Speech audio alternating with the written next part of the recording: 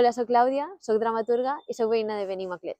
Bé, jo vaig començar a fer teatre des de molt menuda, primer com un joc, perquè bé, amb els cosins, les meves germanes, fèiem teatre al pati de casa ma iaia i bé, jo em tancava en una habitació, escrivia l'obra per a tots, fèiem el repartiment i com un joc anàvem fent teatre. I després, a poc, vaig veure que era una cosa més seriosa. En l'institut em presentava els premis de literatura, amb els companys fèiem teatre, tenia la sort de tindre uns bons professors. Jo vaig anar a l'Institut Joan Fuster de Sueca i allà els premis literaris tenen com molt de pes. I a poc va anar com convertir-se en una cosa més seriosa. Jo soc nascuda en Alacant perquè ma mare és d'Alacant, aleshores vaig viure uns anys en Alacant, però la meva escolarització i tot, jo soc de Sueca. Jo crec que fa 3 anys que visc a Benimaclet. Coneixia el barri perquè jo he estudiat ací i, clar, per mi és el barri de referència. De fet, hem quedat ací en el terra també per això, perquè és el centre social de referència. Tots els amics vivien a Benimaclet, la meva parella és de Benimaclet i, per tant,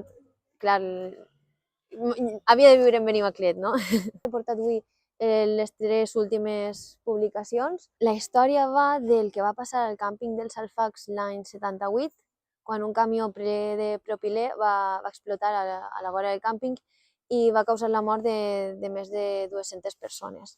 Vaig veure que havia sigut una desgràcia que sí que tenia uns responsables. La inspiració ve de quan jo vaig estar estudiant a l'Institut del Teatre. Justament va ser l'any en què començaren a parlar les víctimes d'alguns dels professors que jo en aquell moment tenia, i el que em va portar a escriure sobre això va ser que l'atac a les víctimes. El llibre de Meravelles va ser un encàrrec de la companyia Criatura Teatre.